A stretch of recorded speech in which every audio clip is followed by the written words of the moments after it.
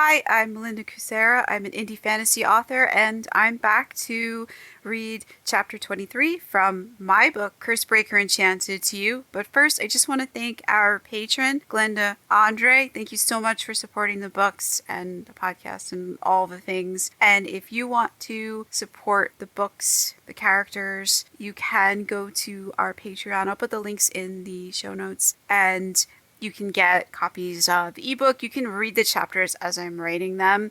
And you get the podcast episodes for anybody else with no ads. And I just want to remind you that the third book in the Robin of Larkspur series is on pre-order. And that book is titled Rogue Ranger. The first book is titled Hunter's Knights. And it stars a single mother who is trying to save her daughter. And it's a wild adventure. I'm writing book 4 and book 5 right now. They're completely off the rails, and you can get them at all of the places that you buy ebooks: Amazon, Apple, Barnes & Noble, Kobo, Google Play, etc., etc., etc. So go check that out. And now I'm going to read chapter 23 from Curse Breaker Enchanted. So let's get to it. Chapter 23. As Sarn hurried, the skin between his shoulder blades prickled. Warnings buzzed through his head in a wordless jumble. He turned, but there was only sculpted rock and stairs vanishing around the bends in both directions. Something had tweaked his magical senses. If something were happening tonight, the commander would be hip-deep in it. Sarn closed his eyes and merged with the crowds navigating the statue-choked transept. Raised voices halted him by a statue of a rearing lion. Diagonally across from Sarn stood the open doors of the middle kitchen. He should move on. His dark green cloak and cowl were conspicuous against the white and gray stonework. But the voices, their timbre sent a warning skittering up his spine. Before Sarn could move closer, a silent summons turned him away from the kitchen. It tugged Sarn southward, and he slid through the crowd like a somnambulist deeper into a dream. The north-south transept ended at a W intersection, and he hooked a left into a maze. Time dilated as he wound through the labyrinthine gloom, negotiating its hidden traps and murder holes. As Sarn staggered past the door wardens, a hand clasped his shoulder and spun him around. "Where do you think you're going?" Grigori shook Sarn, breaking the enchantment. Sarn blinked at a sky dyed orange by the setting sun.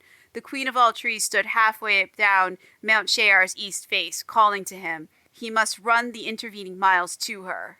"What the hell is wrong with you?" Grigori shook him again. Sarn glared at the burly ranger blocking his path. "You left me for dead. Or for the Seekers to find. Which was it?" Sarn swallowed the question. Now wasn't the time. When he tried to brush past Grigori, the man pivoted, taking up the entire ledge. "What are you looking at?" Sarn demanded, hands fisted at his sides.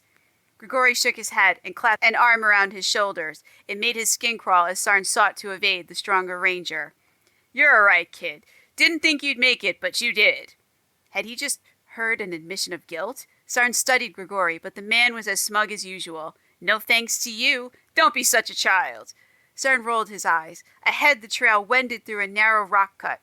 To fit, the broad-shouldered ranger would have to let go of him. "Why do you hate me?" Grigori gaped at him for a moment. Then the big fool laughed. "I don't hate you. You don't hate me." "Why did you do it? Why did you leave me out there?" Grigori looked away and caved into himself. The sight unsettled Sarn so much he stumbled on the damned gravel littering the trail. "You're smart, kid. I'm sure you can figure it out." Grigori shook his shoulders out and liberated himself from whatever emotion had gripped him. Had he seen some evidence of regret or guilt? Likely neither, given Grigori's temperament. The ranger's ego rooted out all such sentiments before they could take hold. "Why don't you tell me?" To Sarn's left, the ground dropped away from a precipice, one of his favorites due to its stunning views of the Neartho River Valley. "Because I don't have to." No answers, no apologies, not even a congratulations for surviving yet another pointless test. And what had Grigori tested him on? His ability to dead reckon? Or had the man hoped he'd blunder into the Seekers? Something glinted in Grigori's eye.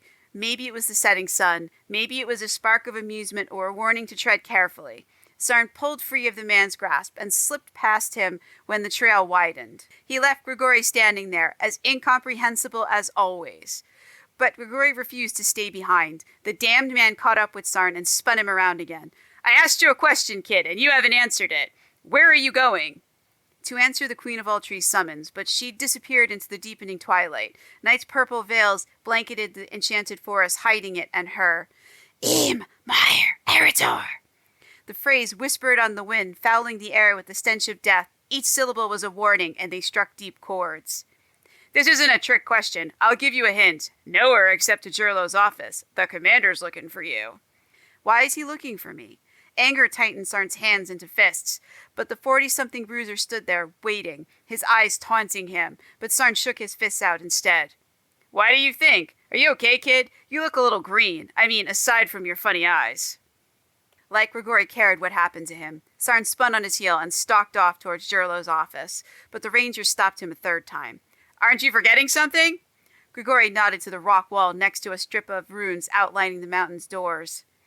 They glowed in the dark, extending a shining invitation to all. Steal back the 2 solid Lumiere crystals that stood at least 40 feet tall and half as wide. They were another ornate mystery, unconnected to the others Sarn needed to solve. Come on, kid. Let's not make an issue out of this. Stand up against the wall, feet shoulder-width apart, hands on the stonework. You know the drill. But Sarn gestured to the 2 rangers, dwarfed by the doors they guarded. Neither spoke up on his behalf, and why would they? He was a freak and a thorn in all their sides. No buts. Assume the position. I must search you before you enter. You know the rules. Grigori pointed to the wall. Indeed he did, and when to break those rules. Sarn ran partway up the wall, tucked and tumbled over Grigori's head. Landing in a crouch, he sprang to his feet and sidestepped the warden who rushed him. His buddy threw out an arm, but Sarn dropped into a slide and bypassed the obstruction. Gravel abraded his pants, tearing them, but Sarn ignored the sensation as he rose and raced into the maze. Grigori shouted something, but the labyrinth swallowed the echoes of his words. Sarn pelted around another bend and jumped over a pit lined with sharpened staves. A sense of urgency nudged him to run faster. Grigori smiled as he replayed the kid's latest stunt. The incident proved his point. If you pushed the kid, magic happened. Screw Jurlo's edicts. Someone had to test the kid and find out what he could do. Grigori squeezed the file in his hands. Branches and other bits of foliage caught on his trousers. People took the novelty of plants growing under Lumiere crystal light a little too far. Next time he'd bring a machete.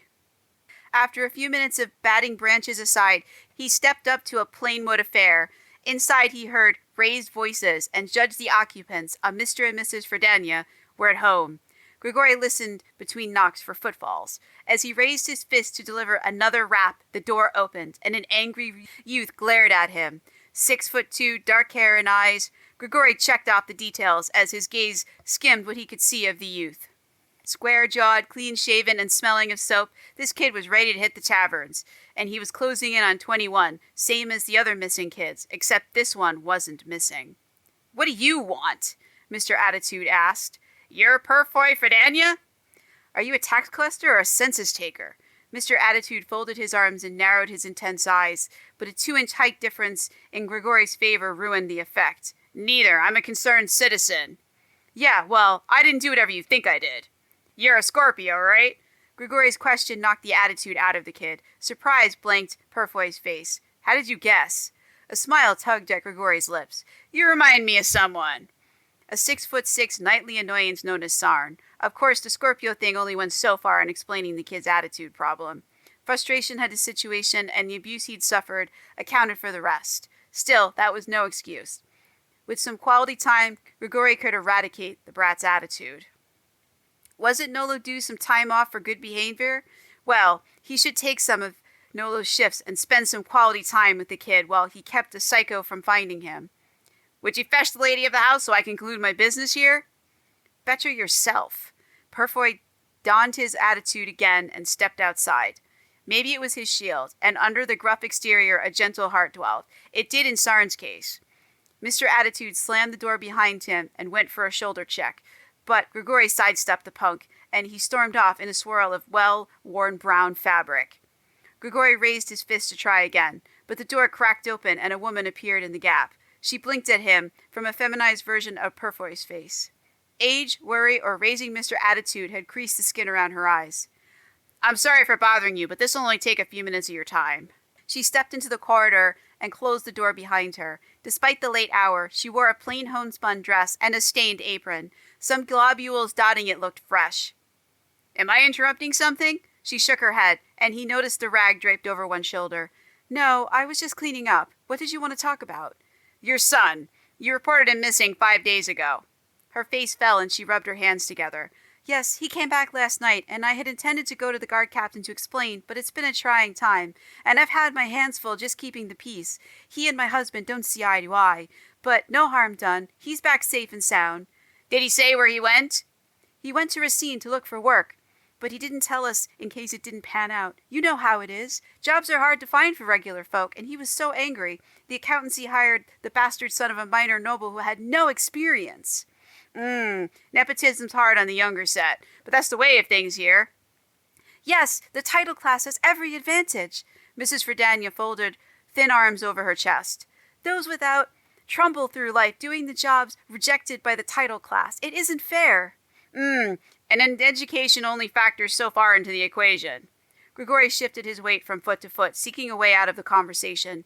He hadn't come here to discuss Chiari's employment problems, but he'd given her an opening.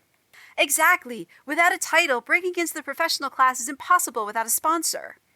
And Mr. Attitude had none. Poor dear. But that wasn't Grigori's problem. I'll pass the word along that your son has turned up, but you should stop in to make it official. Have a good night, and thank you for speaking to me. Grigori had cut across her latest rant, bemoaning Chiari's economic system, and he made no apology for it either. All his life he'd heard variations of the same diatribe, but not one word of complaint had ever changed anything. It was better to aim for jobs the nobles avoided. Tell your son there are no lines, no waiting for positions within the guards or the rangers, Grigori said because he couldn't help himself. Mrs. Verdania's words tumbled to a stop, and she nodded, having just caught the dismissal in his voice. I will, thank you. She wouldn't, but she was too polite to say so. Grigori wished her good night once more and left. He walked away, wondering just what was going on. Killers and kidnappers didn't change their patterns. There was a 27th victim out there, either already taken or in the kidnapper's sights, and he'd let Sarn run off alone into a bloody maze. Cursing, Grigori crashed through the branches in his path as he passed a shadow on the stairs. Anger fueled his run. The rangers were hiding something from him about the murders. As Sarn took the hairpin turns at breakneck speed, his outrage coalesced into a boy's face, a dead child whose dull green eyes hadn't taken up their glow and never would. The ghost reached out to Sarn from beyond a dark veil until he blinked the image away. Sarn opened Jirlo's door without knocking and dropped into a chair facing his diminutive master. Minutes crawled by, but Grigori didn't arrive. The ranger must have found someone else to bother. Something on your mind, kid? Jirlo finally asked. Yeah, those people who died. Jirlo sat with his hands tented in front of him. His dark eyes focused intently on Sarn. Good, he had the commander's full attention. Now to pry out whatever the man was hiding. Not your concern, Jirlo said. Bullshit. Watch your language. You won't get another warning. Do you hear me? Sarn nodded, but he fixed his gaze on the blue dragon alighting on a tapestry behind Jirlo. What's bothering you? Don't tell me a bunch of strangers losing their lives has got you so worked up, because I don't believe it. There was a boy who died, and he was like me. Like you how? Explain. In answer, Sarn pointed to his glowing eyes. I want to know why he died, and why I had to see it. Don't tell me there isn't a reason, because I don't believe it. Sarn pushed up from the chair. He needed to do something, but the feeling faded as his words reverberated in his skull. Shocked, stopped Sarn mid-step. Why I had to see it. Who had wanted him to find those dead bodies? Judging by Jirlo's disapproving glare, not the rangers. Why would a bunch of enchanted trees want him to witness the homicides, one of which they had committed? How had the forest even known the rangers would bring him along? Easy, lad. Calm down. I see where you're coming from. No, you don't. How could the commander understand? His green-eyed boy gave him a perspective no one else shared. Sarn fought down the urge to throw the chair he'd vacated at the nearest wall in frustration. His magic flooded the room with emerald radiance until cold water slapped Sarn in the face, snuffing out the fire in his eyes. His magic reared back, and Sarn had to take an involuntary step to the side to keep from falling. He rubbed his eyes as the water dried, and a familiar green glow ringed his sight again. An empty glass clattered as Jirlo set it down on his desk. Sit down and talk to me. Anger never solves anything. It only makes things worse. Nolo says something similar. And both men were right. Sarn wouldn't get any answers if he didn't calm down. I'm glad you listened to what I say, Nolo replied as the door swung in to admit him. His gaze took in the scene with a glance and a nod. What had Death's marksman seen? A screwed-up kid Lord Joran's retinue had pulled feverish and frozen out of a snowbank 7 years ago? No, he hadn't met Nolo until later, when he tried to escape Hadrival. Thoughts of that psycho made Sarn's blood run cold and his bladder unclench. Thank fate he'd pissed it empty before rushing in here. Sarn still felt the net tangling around his feet as it caught him, and Myron's frightened questions still echoed in his ears. Sarn blinked away the memory and put his back to the nearest wall, keeping both his masters in view. He was just as caught now, ensnared by that fate-damned promise to do whatever they ordered, even if they commanded him to drop this. 13 faceless corpses appeared, hands grasping for him. Their unnaturalness socked Sarn in the gut, crushing him against the wall. "Im, Meyer, Eritor," whispered that damn voice again. The specters advanced as Sarn stumbled toward the sole exit to Jurlo's inner office.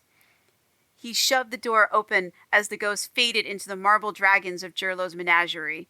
Sarn leaned into the doorframe, at a loss for what to do next. The ghost boy lingered, its translucent hands outstretched, then it too vanished. "What the hell is wrong with you?" Nolo glared at Sarn. Too shocked to speak, Sarn shook his head. The 13 ghosts didn't rattle anyone else, meaning only he could see them. "The kid claims there was a boy like him, when we had that disturbance the other day." Jurlo slouched in his chair and glared at a dragon-shaped inkwell squatting between 2 towers of paperwork. The sight must have unhinged him. Nolo nodded. "And you want answers? And I don't have any since the forest destroyed all the evidence." "You must have a theory." Anything would be better than what Sarn had now, which was nothing. "Truthfully, I haven't given it much thought. One group killed the other, then the forest killed them. It's an open and shut case. I don't know why you're obsessing over it. You should think about the forest's strange behavior towards you. That worries me far more than those deaths. And that should worry you too." Nolo softened his glare. What was that? Some half-assed attempt at deflection? Everything reacted to him. It was part of his everyday existence and not worth discussing. "It's not open and shut. If it were, the forest wouldn't have freaked out. The entire thing is wrong, unnatural even." Sarn ran out of space and words. All he had were a bunch of ghostly appearances and bizarre occurrences, but nothing concrete to back up his gut feeling the murders were part of a larger problem. "I saw a shadow monster," Rand had said only hours before. Sarn still didn't believe it. "How many died?" "I didn't have time to count. The forest tossed the remains into a deep hole, remember?" Nolo folded his arms over his chest. His dark eyes bored into Sarn again.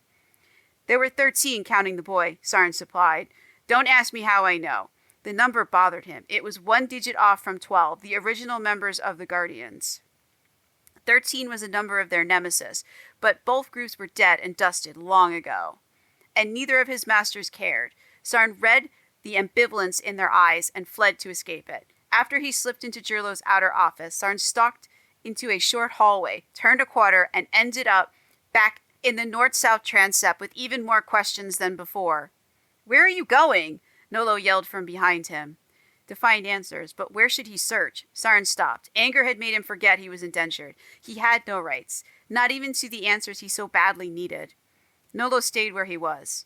"Why did you walk out? Do you know how much trouble you're in? People died out there. Don't you want to find out why?" Sarn faced Nolo to see the man's reaction. "And they'll die out there tonight and tomorrow too. The enchanted forest is dangerous. You can't trust it or turn your back on it. Next you'll say there's nothing we can do about it, but you're wrong. You can't save him. He's already dead." Nolo's words hurt. A gray shape separated from the statue, throwing it, and slouched forward. Sarn met the blank eyes of the dead boy, who extended a hand in mute entreaty. Pale lips shaped a silent plea. "Help me." "How do I help you?" Sarn just managed to cage the question before it could escape. He squeezed his eyes closed, banishing the ghost from his sight, but not his senses. Bile crawled up the back of his throat the longer the ghost lingered.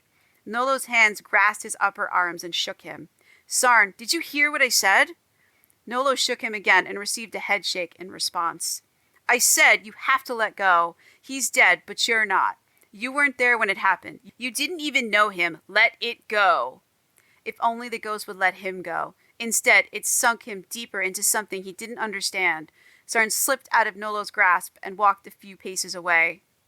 "We prevent the tragedies we can and mourn the ones we can't. Obsessing over what happened will drive you crazy, but it won't bring them back. Nothing you do will bring them back. Let them go." Nolo held both hands out to Sarn in entreaty. Or was it an offering? But of what? An absolution? Sarn turned away, his gaze falling on a frieze depicting one of his heroes, a guardian of Sheari. What would a guardian do? Did you check the book? Sarn asked without turning. What book? Oh, the log? No, why would I? Neither group crossed the border. They either stayed here or were on their way here. If it was the former, they might have written something in the book. And you want me to check it? Yes, we can go right now. We're supposed to be out there. Sarn pivoted, but there was no window, only sculpted stone. Out there, where the fallout of one boy's death had infected plants and turned them against their enchantments. Wizards, blizzards, and bloody damn gizzards. How could he forgotten about his run through that gauntlet of warring trees? Sarn had been outside less than an hour ago, and he hadn't spared the forest a single glance. Damn Grigori for interfering. Not we. The commander and I agree you should stay away from the forest for a while. What? Why? Sarn stared at Nolo, but Nolo regarded him as if he'd lost his mind. The forest kidnapped you, remember? Until we know why, you're not going anywhere near it. We discussed that. It wanted me to find those bodies. But there was no point in arguing. Nolo folded his arms over his chest and shook his head at every word he uttered. Sarn's shoulders slumped. Logic would do no good here. Neither would staying inside, but he was indentured and had to do as he was told. Will you check the entries from the day before and the day we found both the bodies and tell me what it says? Maybe there was a clue in the log to the identity or the motivations of those specters Sarn had just seen. Interest kindled in Nolo's eyes. All right, if you have to know, I'll check, but only on one condition. Nolo held up a finger to make his point, and his sleeve fell back, exposing a green glow. An indistinct murmur startled Sarn. Those damn stones on Nolo's bracelet were talking again. The central bead emitted a bright flash, leaving an afterimage behind, a star bounded by a circle. Eam, Meyer, Eritor, said an echoing voice as the stone's muttering died away. Am I losing my mind? Sarn scrubbed away the image, banishing what was either a clue or a red herring. No matter what I find, whether it's something or nothing, will you abide by my decision? A dark eyebrow winged up, midnight against his master's dark skin. Well, I don't have all night. If you want me to look at the log, then you must agree to drop this thing if I tell you to. Do we have an accord? Nolo waited for a response. Sarn nodded. I'll drop it if you say so. His magic lay quiet, held down by his will, where nothing he said could activate it. Sarn wouldn't let any promises bind him or impede his search for the truth. Good, now put these on. Nolo tossed 2 items at Sarn, gloves and a blindfold. Sarn donned both articles before his magic could protest. Instead, it oozed out of his skin and crawled around under his clothes, seeking contact with the outside world. Cloth barred his magic, and Sarn was glad it did until his magic concentrated on his remaining senses. It wreaked havoc on his inner ear and threw off his balance, staggering Sarn. This way. Nolo turned Sarn to the left and took his arm to lead him. Where are we going? Sarn asked. Toward answers or deeper into the conspiracy his superiors were weaving. And that, my friends, is the end of chapter 23. So we had a interesting conversation in Jirlo's office. We saw Nolo again, and we'll see if they're part of the conspiracy, if they're not part of it, and who actually is, and what the conspiracy actually is. Sarn asked some really good questions, and he's going to start getting answers soon. It's hard for Sarn to find answers because you see his time is not his own. He is indentured, and so he has to show up to work at 20th Bell every day unless they tell him he doesn't have to, and he doesn't have a choice in that. And as you see, he has to do what they tell him. So while he is working for them, he can't really do too much in terms of the mystery. And when he's not working them, he has to sleep, and he has to, as you saw, he has to try and get something to eat, try to entertain his son. And in those hours is when he can pursue this mystery. It made this book a bit challenging to write, but it was also an interesting problem because we could show a slice of life. And then in the sequels, I could not show you as much of his life because you'd seen a lot of it in Curse Breaker Enchanted. So in Curse Breaker Faceted and Curse Breaker Falls, we could just see him doing more like looking at the magical mysteries and doing stuff with that. And because you've already saw in Enchanted, like how restricted his life is and how he has to go to work every night. So we don't have to show as much of that unless it pertained to the actual story. And sometimes it does. A lot of the magical problems are outside or have to do with the Enchanted Forest. So he can get involved in those while he's at work because he is outside dealing with the Enchanted Forest during work. If you want to support this podcast, just a quick reminder that you can hop onto our Patreon. I'll put the links in the show notes, and you can get a thank you at the beginning of every episode, and also copies of the ebook, and you can read chapters as I write them. Right now, I am working on book 10 for the Curse Breaker series, and also simultaneously book 4 for the Robin of Larkspur series, which is a prequel. The first 5 or 6 books are a prequel to the Curse Breaker series and take place 3 to 4 years before Enchanted. And another quick reminder, the third book in the Robin of Larkspur series, Rogue Ranger, is on pre-order right now.